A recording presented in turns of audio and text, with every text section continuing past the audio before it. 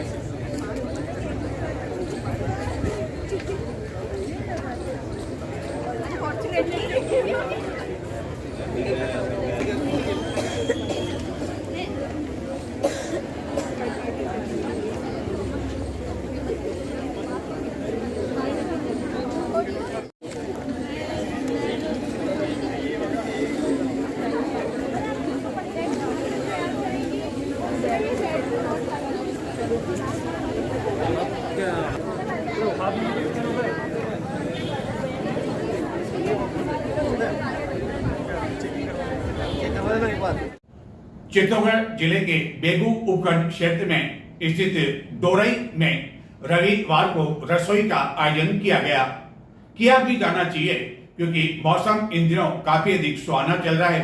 Monsoon Dastak देने वाला है। इसी महीने कभी भी दस्तक दे सकता है। केरल के बाद राजस्थान और उसके साथ ही चित्तौड़गढ़ में भी मानसून का आगाज होगा। हालांकि यह डोरई में रसोई का आयोजन किस उपलक्ष्य में था यह तो पता नहीं है, लेकिन सभी इस रसोई का आनंद ले रहे थे। दाल बाटी के साथ चूरमे का आनंद ले रहे थे। लेकिन यहाँ स्थित मधुमक्खियों को यह गवारा लगा क्योंकि उन्हें इसकी खुशबू आई और न जाने क्यों यह मधुमक्खियां एक साथ ऐसी उड़ी कि जो दाल बाटी का आनंद ले रहे थे वह यहाँ से भाग खड़े हुए। यहाँ तक कि दाल बाटी यूं ही छोड़कर भाग खड़े हुए। लेकिन एक व्यक्ति जो कि उम्र दराज का था, तुलसी राम धाकर, उसे मधुमक्खियों ने इतना अधिक काट लिया कि वह गंभीर रूप से घायल हो गया, जिसे बाद में बेगू स्थित चिकित्सालय ले जाया गया, जहां चिकित्सकों ने उसे मृत घोषित कर दिया। इसलिए आप भी भविष्य में कभी इस तरह रसोई में जाएं, यदि वहां देख लें आसपास कोई मधुमक्खियों का छता लगा हुआ है तो कृपया उस पर भी आप निगरानी रखें। ऐसा नहीं कि वहां भी इस तरह की स्थिति उत्पन्न हो जाए और इस तरह की स्थिति उन युवकों के साथ भी उत्पन्न न हो जाए जो कि आजकल सोशल मीडिया पर, इंस्टाग्राम पर या फेसबुक पर या अन्य किसी भी प्लेटफॉर्म पर जब किसी लड़की का फोटो देखते हैं तो उनका मन चंचल हो जाता है और वह उनसे फ्रेंडशिप की रिक्वेस्ट कर देते हैं। या ऐसी लड़कियां लड़कों से फ्रेंडशिप की जब रिक्वेस्ट करती है तो भला लड़के इसके लिए इनकार कहाँ करते हैं। वह तत्काल लड़की का चेहरा देखकर इंस्टाग्राम पर हाँ भर देते हैं, रिक्वेस्ट स्वीकार कर ली जाती है, बातें होती है और बाद में प्यार भरी बातें होने लगती है और बाद में कहा जाता है मैं बीमार हूँ, मेरी तबीयत ठीक है और तुम मेरी यदि सहायता नहीं करोगे, तुम मेरे दोस्त हो तो भला किस काम के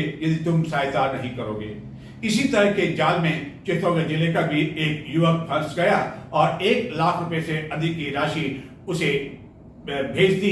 लेकिन बाद में जब पता चला कि इंस्टाग्राम पर जो लड़की है बनकर पैसे मांग रही है वह लड़की नहीं बल्कि वह तो लड़का है और बाद में पुलिस ने उसे गिरफ्तार कर लिया। इंस्टाग्राम आईडी पर एक खूबसूरत लड़की को देखकर एक युवक का मन चंचल हो उठा एवं लड़की के नाम की इंस्टाग्राम आईडी बनाकर एक अन्य लड़के ने, जिसने इंस्टाग्राम आईडी पर लड़की का फोटो लगा रखा था, उससे दोस्ती कर ली और गंभीर बीमारी का बहाना बनाकर चैटिंग को वायरल करने एवं बाद में आत्महत्या करने की धमकियां देकर पीड़ित से रुपए ऐंठने के मामले शुरू कर दिए, जिसके बाद काफ़ी हद हो गई और पानी जब सर से गुजरने लगा और उसे लगा कि यह तो लड़की नहीं कोई लड़का है और उसे ही मूर्ख बनाने में लगा हुआ है, पैसे ऐंठने में लगा हुआ है, तो दोस्ती धरी की धरी रह गई और आखिरकार साइबर पुलिस थाना में उसने मामला दर्ज करवाया। हालांकि पहले उसने कई बार सोचा कि यदि मामला दर्ज करवा दिया, उसके नाम का खुलासा हो गया तो लोग उसके बारे में क्या क्या कहेंगे।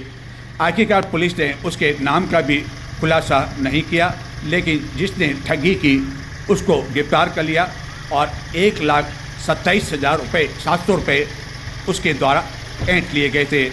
पुलिस के अनुसार जिसे गिरफ्तार किया गया उसका नाम खान पठान है। यह अभियुक्त चित्तौड़गढ़ जिले के राजपीर थाना अंतर्गत ऊंचा क्षेत्र का निवासी बताया जाता है एवं पुलिस उसे इस बात का भी पता लगाने में जुटी हुई है कि उसके द्वारा अपनी इंस्टाग्राम पर लड़की का फोटो डालकर अन्य कितने जनों से चैटिंग की और अन्य कितने जनों से इसी तरह पैसे ऐंठ लिए। लेकिन चित्तौड़ दर्शन की आप सभी से अपील है कि दोस्ती करने में किसी तरह की कोई बुराई नहीं है, लेकिन इंस्टाग्राम पर किसी खूबसूरत युवती का फ़ोटो देखकर आपका मन पिघल जाए, ऐसा न करें। और ऐसा भी न करें कि वह लड़का जो कि लड़की का फ़ोटो बनाकर आपसे चैटिंग करता रहे और उसे आप पैसे लगातार भिजवाते रहें कि कभी तो कभी दोस्ती प्यार में बदल जाएगी। और ऐसी गलती आप कतई न करें और सोच समझकर ही दोस्ती करें। धोखे से फर्जी शादी कर पैसे ऐंठने के मामले में डुंगला पुलिस ने पति एवं पत्नी को गिरफ्तार कर लिया और जिस पत्नी को गिरफ्तार किया वह लुटेरी दुल्हन निकली और उसके बारे में पता लगाया जा रहा है कि वह अब तक कितनों को लूट चुकी है, कितने से इस तरह फर्जी शादी कर चुकी है। और इस पूरे मामले में एक दलाल की भी भूमिका बताई जाती है जिसे नामजद कर लिया है और उसकी तलाश की जा रही है। इस लड़की का फोटो कम से कम कुंवारे ध्यान से देख लें और हो सके तो इस कुंवारे लड़के इस लड़की का फोटो कहीं न कहीं संभाल कर रख लें। इसलिए नहीं कि कल आपके साथ इस लड़की से कोई मुलाकात होने वाली है, लेकिन आज नहीं तो कल इस लड़की की जमानत हो जाएगी। और कहीं ऐसा नहीं कि यह फर्जी जो दुल्हन है आपके साथ भी कोई ठगी कर ले, जैसा कि इसने अपने पति के साथ मिलकर कर ली।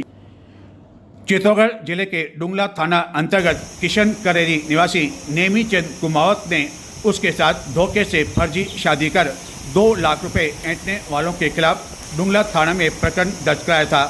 मामले में आरोपियों की गिरफ्तारी कर राशि बरामदगी के लिए थाना क्षेत्र के गांव किशन करेरी निवासी नेमीचंद कुमावत के साथ हुई इस ठगी के मामले में पुलिस ने आरोपी लुटेरी दुल्हन जो कि उत्तर प्रदेश के महाराजागंज जिले की निवासी बताई जाती है, जिसका नाम शिवनाथ है और वह शिवनाथ की रहने वाली है और अनुराधा इसका नाम है और पति का नाम विशाल कुमार पासवान बताया जाता है, जिन्होंने अन्य जनों के साथ मिलकर धोखे से शादी करवाई और शादी कराने वाले दलाल को भी पुलिस ने नामजद कर लिया, जिसने शादी के नाम पर 2 लाख रुपए पीड़ित से लिए थे।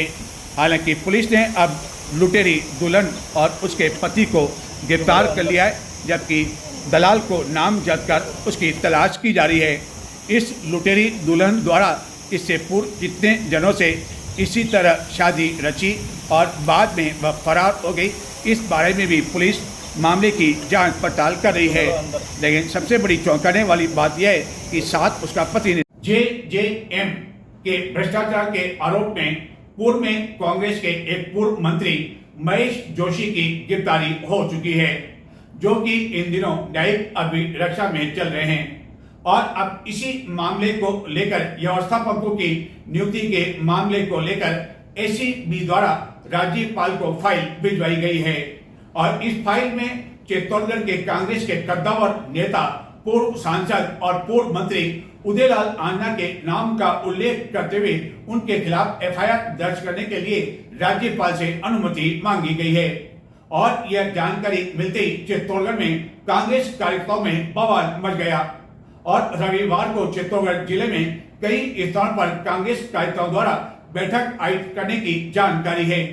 हालांकि जिला कांग्रेस कमेटी द्वारा किसी तरह का कोई आह्वान नहीं किया गया, लेकिन कांग्रेस कार्यकर्ताओं द्वारा अपने स्तर पर ही बैठकें आयोजित की जा रही है और यदि एफआईआर दर्ज की जाती है तो उसका जवाब देने के लिए ठोस रणनीति बनाने के लिए भी कार्यकर्ताओं द्वारा विचार विमर्श किया जाने लगा है, रणनीति बनाई जाने लगी है।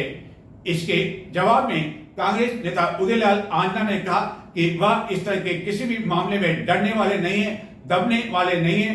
उन्होंने कहा कि न्यायपालिका पर उन्हें पूरा भरोसा है और जो आरोप लगाए जा रहे हैं, प्रत्यारोप लगाए जा रहे हैं, वह पूरी तरह से बेबुनियाद हैं। जेजेएम में भ्रष्टाचार के आरोप में पूर्व मंत्री महेश जोशी की गिरफ्तारी के बाद अब पूर्व मंत्री एवं चित्तौड़गढ़ जिले के कद्दावर कांग्रेस नेता उदयलाल आंजना को लेकर जीएसएस में व्यवस्थापकों की नियुक्ति में कथित फर्जीवाड़े के मामले में एसीबी द्वारा आंजना के खिलाफ एफआईआर के लिए राज्यपाल से मंजूरी मांगे जाने की जानकारी मिलते ही आंजना के समर्थन में जिले भर के कांग्रेस कार्यकर्ता एकजुट होने लगे एवं रविवार को कई स्थानों पर कार्यकर्ताओं द्वारा बैठक आयोजित कर किसी भी तरह की कार्रवाई होने पर इसकी रणनीति बनाने पर विचार विमर्श किया जाता रहा। जबकि दूसरी ओर उदयलाल आंजना ने बयान जारी कर इस पूरे आरोप को बेबुनियाद बताया। मेरे ऊपर जो दोषारोपण किया गया है, मैं ये महसूस करता हूं कि संभवतः यह मीडिया का ही कमाल है। मीडिया ने कुछ दिन पूर्व वर्तमान सहकारिता मंत्री गौतम कुमार जी दत्त के खिलाफ जो भ्रष्टाचार के आरोप पोस्टरों के द्वारा जनता ने लगाए हैं, उसको मीडिया पर चलाया। उसका जवाब तो वो नहीं दे पाए और मेरे खिलाफ मुकदमा दर्ज करने की अभिशंसा करके माननीय राज्यपाल महोदय को भेजा है। तो इसका तो समय पर मैं पूर्ण रूप से जवाब दे दूंगा, इसमें तो कोई दो राय नहीं है। मैंने मंत्री रहते ऐसा कोई कृत्य नहीं किया।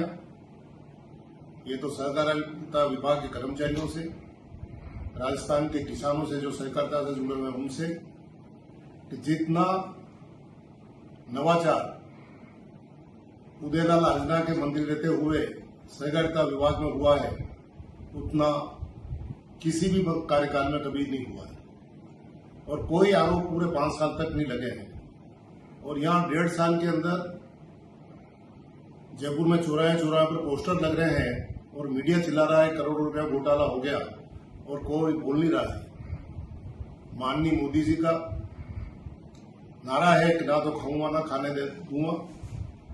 मैं माननीय मुख्यमंत्री जी से निवेदन करता हूं कि कम से कम अपने प्रधानमंत्री का नारा तो सही साबित करावें। आपके कार्यकाल में इस प्रकार के भ्रष्टाचार क्या आरोप लग रहे हैं, मेरे खिलाफ जरूर आप एफआईआर दर्ज करावें, मुझे कोई आपत्ति नहीं है, मैं सामना कर लूंगा। लेकिन आपके मंत्री के ऊपर जो पहले मेरे से पहले भ्रष्टाचार के लग गए हैं, उनका भी आप गोपनीय रूप से भी जांच करा लेंगे तो आपकी आंखें खुल जाएगी। मेरे सामने ये सब बातें आती रही है, लेकिन मैं इसलिए पूर्व में नहीं बोला क्योंकि शायद बोलूंगा तो के हार के बाद उदयलाल जी आंजना अपनी खींच मिटाने के लिए आरोप लगा रहे हैं। जो आरोप लगे हैं वहां सब पूरी राजस्थान की जनता में देख लिया, पर एक आरोप नहीं देखा उन्होंने। कस्टम हायरिंग सेंटर में ट्रैक्टर वितरण किए गए, एक ही कंपनी के ट्रैक्टर और एक ही एजेंसी, और वो एजेंसी किसकी थी? कृपया इसकी ही जांच करा ले, एक सामान्य जांच है। तो जब इतना खुला भ्रष्टाचार हो रहा है, उसके ऊपर मेरे ऊपर आरोप लगाए गए, तो मैं इसको गंभीरता से इसलिए नहीं लेता हूं कि माननीय न्यायालय पर मुझे अभी तक पूर्ण भरोसा है। अगर कार्रवाई इन्होंने आगे बढ़ाई तो मेरे ये न्यायालय के अलावा और कोई रास्ता है नहीं है। और जनता जानती है कि उदयलाल आंजना का चरित्र क्या है और वर्तमान सहकारिता मंत्री गौतम जी दत्त का चरित्र क्या है। कम से कम पूरा राजस्थान नहीं जानता होगा मुझे और गौतम जी को, तो चित्तौड़ जिला, बड़ीसाड़ी और ये क्षेत्र तो पूरी तरह से अच्छी तरह से जानता ही है। तो इस बात की तो कोई बात नहीं, लेकिन जो भर्ती प्रक्रिया का आरोप लगाया है, कोई सर्टिफिकेट ला के दे दे और वो ये नियुक्ति पत्र है, तो मैं स्वतः अपना ये स्वीकार करूंगा।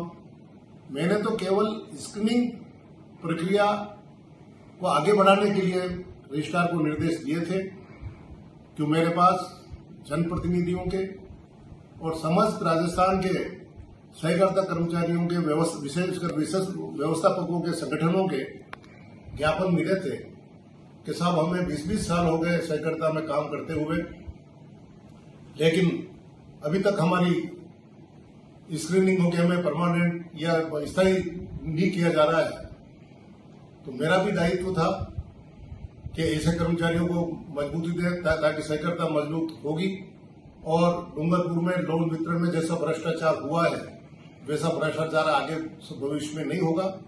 इसलिए मैंने रजिस्ट्रार जिसे वो सब जितने भी ज्ञापन थे ये हाथ में और इस पे स्क्रीनिंग को काम शुरू करो।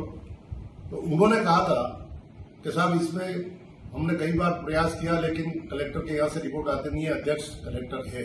तो मैं को आपके नियमों में हो जैसा आप कर लो, क्योंकि कलेक्टर के पास प्रशासनिक काम इतने ज्यादा रहते हैं कि उनको इस काम के लिए समय नहीं मिलता। इसलिए अगर कलेक्टर को बदल करके उप रजिस्ट्रार को डिप्टी रजिस्ट्रार को लगाया है, रजिस्ट्रार ने किसको लगाया है ये मेरी जानकारी में नहीं है, उनको लगाकर स्क्रीनिंग करा ली तो कौन सा क्या गुना हो गया।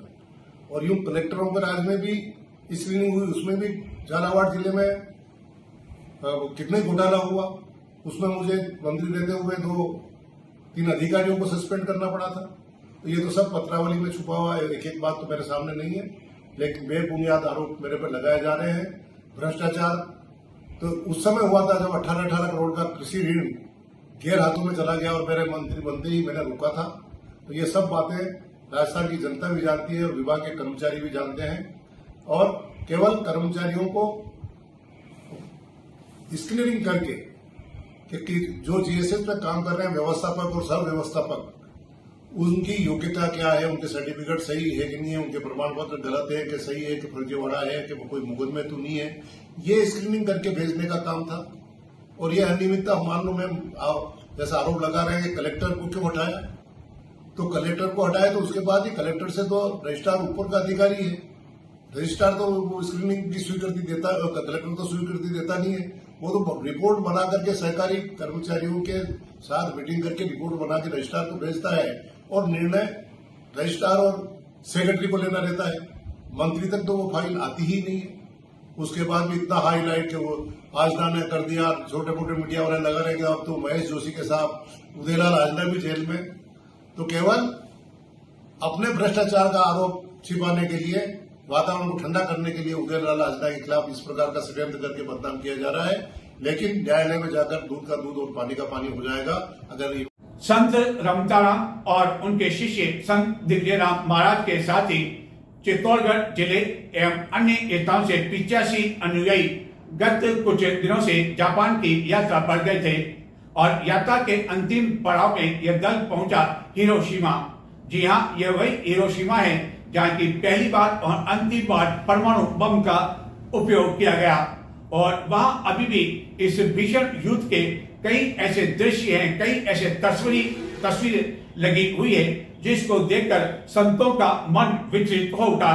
और संतों ने कहा कि जब इस तरह का परमाणु बम से हमला होता है तो इस दृश्य को देखकर अंदाज लगाया जा सकता है कि कितनी अधिक उस समय त्रासदी हुई होगी।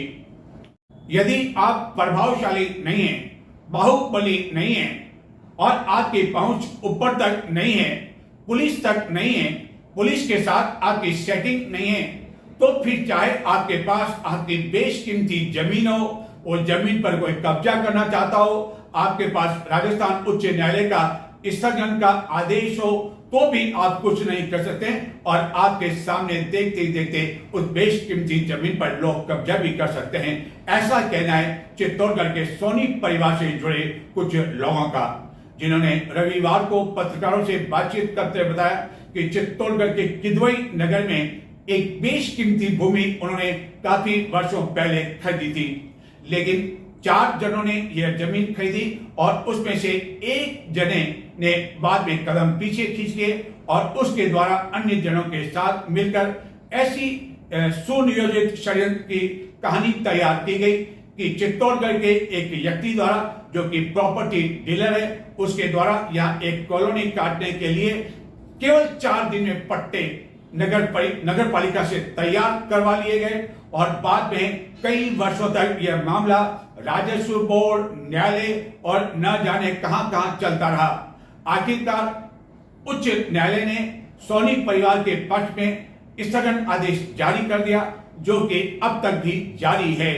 लेकिन इस परिवार के सदस्यों का कहना है कि शनिवार और रविवार 2 दिन का अवकाश का मौका देकर इस जमीन में से एक भूमि, जो कि यह व्यक्ति अपनी होना बताता है, उसके द्वारा जेसीबी चलाई जाने लगी, जमीन पर कब्जा किया जाने लगा।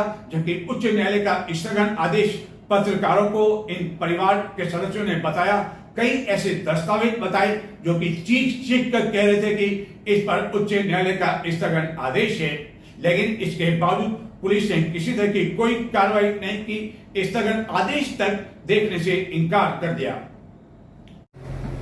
चित्तौड़गढ़ के मुख्य स्थानों में से एक किदवई नगर के समीप बेशकीमती भूमि आरजी नंबर 1747 रकबा 0.67 है। उच्च न्यायालय द्वारा 2013 से इस भूमि पर यथा स्थिति का आदेश जारी होने के बावजूद इस जमीन में से एक भूखंड पर उच्च न्यायालय के आदेश की परवाह किए बिना कब्जा करने के लिए 2 दिन से जेसीबी चलाई जा रही है। एवं परिवादी पक्ष द्वारा कोतवाली पुलिस को इसकी शिकायत किए जाने के बावजूद पुलिस ने किसी तरह का कोई हस्तक्षेप करने से न केवल इनकार कर दिया, बल्कि जिसके द्वारा कब्जा किया जा रहा है उसे संरक्षण देने पर परिवादी द्वारा मुख्यमंत्री से लेकर जिला पुलिस अधीक्षक को रविवार को पोर्टल पर इसकी शिकायत किए जाने के बावजूद रविवार को भी यहाँ दिन भर न केवल जेसीबी चलती रही, बल्कि शाम होते होते यहाँ पर इतनी अधिक खुदाई कर दी गई ताकि यहाँ पर नींव भरी जा सके। दरअसल 1 जनवरी 1981 को किदवई नगर के समीप इस बेशकीमती 3 बीघा 8 बिस्वा भूमि का सौदा चौथमल पुत्र ताराचंद खटोर से स्थानीय 4 जनों ने रजिस्टर विक्रय द्वारा किया था, जिसका टाइटल प्रस्तावित हनुमान गृह निर्माण समिति के नाम से प्रस्ताव तैयार किया गया। लेकिन इस भूमि को क्रय करने वाले 4 जनों में आपसी मनमुटाव होने पर जिस समिति के नाम पर प्रस्ताव तैयार किया गया था, वह मौके से चारों ने सहमति पर निरस्त कर दिया और उसके बाद से ही इस जमीन को लेकर सारा गड़बड़ घोटाला की योजना बनाई जाने लगी और जिसके द्वारा यह जमीन क्रय की गई थी, उनके द्वारा रविवार को प्रेस कॉन्फ्रेंस आयोजित कर पत्रकारों को बताया गया कि किस तरह इस जमीन को लेकर केवल 4-5 दिनों में ही चित्तौड़गढ़ के नवनीत मोदी, जो कि प्रॉपर्टी डीलर हैं, उनके द्वारा नगर पालिका के तत्कालीन अधिकारियों से मिलकर न केवल पट्टे तैयार करवा दिए, बल्कि 30 जनों के पट्टे तैयार करवा दिए, जिस पर 1981 में जमीन खरीदने वालों द्वारा आपत्ति करने पर भी उस आपत्ति का दरकिनार कर दिया गया और मोदी आदि द्वारा सभी को पट्टे बांट दिए गए। जबकि किसी भी व्यक्ति को पट्टा लेने के लिए नगर पालिका में, जो कि वर्तमान में नगर परिषद है, काफ़ी अधिक पापड़ बेलने पड़ते हैं।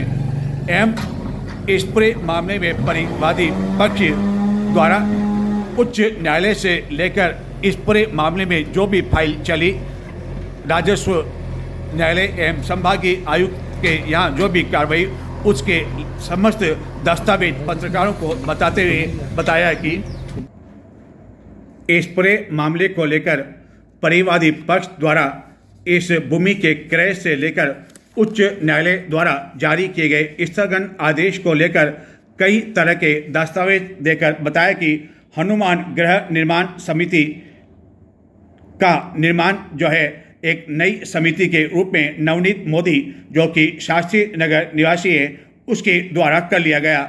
जबकि पहले उनके द्वारा इसका नाम केवल चित्तौड़गढ़ हनुमान गृह निर्माण समिति रखा गया था और बाद में मिलता जुलता ही नाम इनके द्वारा रख लिया गया और यह राजस्थान उच्च न्यायालय के उस आदेश के ऑर्डर की प्रति भी बताई गई, जो कि 2016 में 20 सितंबर को जारी किया गया था और जिसमें उच्च न्यायालय द्वारा इस पूरे मामले को लेकर स्थगन आदेश जारी किया गया और यह स्थगन आदेश अब तक भी जारी है। लेकिन इसके बावजूद इस भूमि में से एक भूमि पर जेसीबी से दिन भर खुदाई की जाती रही, जिसको लेकर परिवादी पक्ष ने बताया कि मैं चित्तौड़गढ़ से सर जगदीश सोनी, मैं आपसे निवेदन कर रहा हूँ साहब कि मेरी ये काराजी नंबर 1747 रकबा 0.67 हेक्टर जो चित्तौड़गढ़ में नगर पालिका कॉलोनी में स्थित है, जवाहर नगर और किदवा नगर के बीच कुल ज़मीन 3 बीघा 8 बिस्वा है साहब। 1981 में मेरे फादर और बड़े पिताजी ने मिलके 4 जनों ने मिलकर ज़मीन खरीदी। हमारा टाइटल 1981 से आज तक हमारा टाइटल चली हुई, जमाबंदी में हमारा नाम।